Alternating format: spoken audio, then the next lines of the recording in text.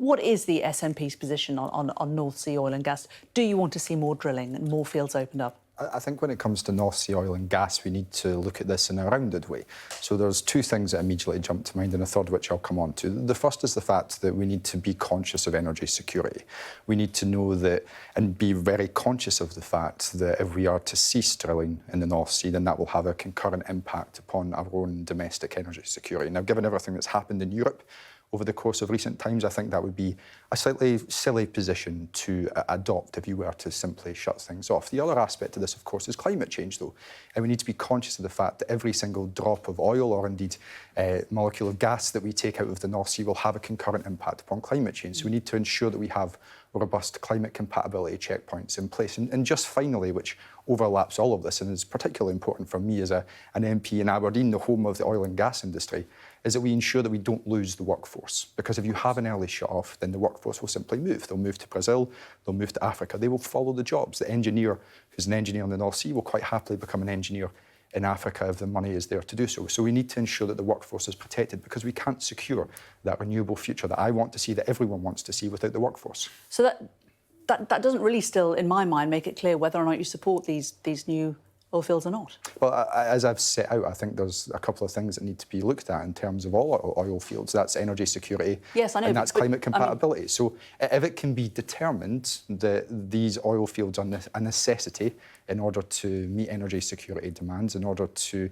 ensure that we can still meet our climate objectives, then of course I think you would seek to advance with some of them. However, on the flip side, if you can't ensure that this can be done in a way which is compatible to climate change, or in fact in a way which delivers energy security, then you shouldn't be doing that.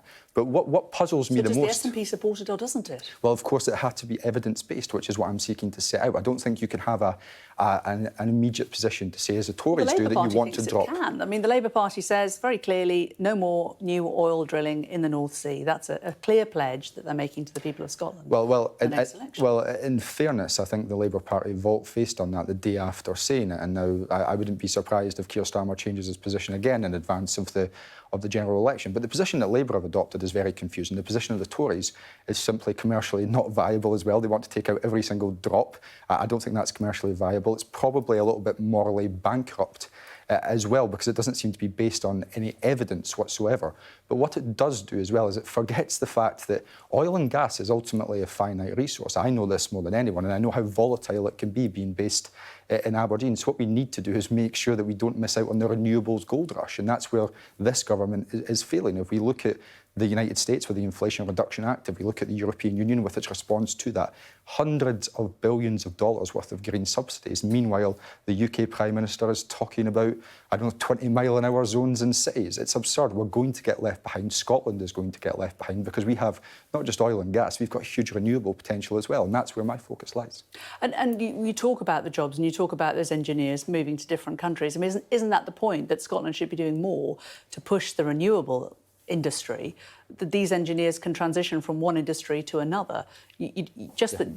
It's entirely possible to find jobs for all these people without it being in the oil and gas industry. So the premise of your question is one I wholeheartedly agree with, which is why we need to see more investment from the UK government in renewables, because of course energy is a reserved matter for Westminster. Now, where the Scottish government can take decisions, it has sought to do so, in particular in marine licensing, in particular in relation to onshore wind, somewhere where we're far ahead of England, where I think it's still banned, if I recall correctly. So Scotland has sought to do many things to try and encourage the growth of renewables, to have that domestic base there. But ultimately, this is a matter for the UK government. And if we look at their actions over recent times, the fact that there was a budget cut for renewables, the fact that tidal stream, which of course in Scotland is world leading, that technology has seen its pot of investment fall under this UK government. If we look at the likes of carbon capture and storage, where it's taken 18 years to get to the point where we are today, where it appears that Rishi Sunak is going to announce some progress in relation to that. It's quite clear the UK government isn't doing enough, and Scotland is going to be left behind, despite the fact that we have this plethora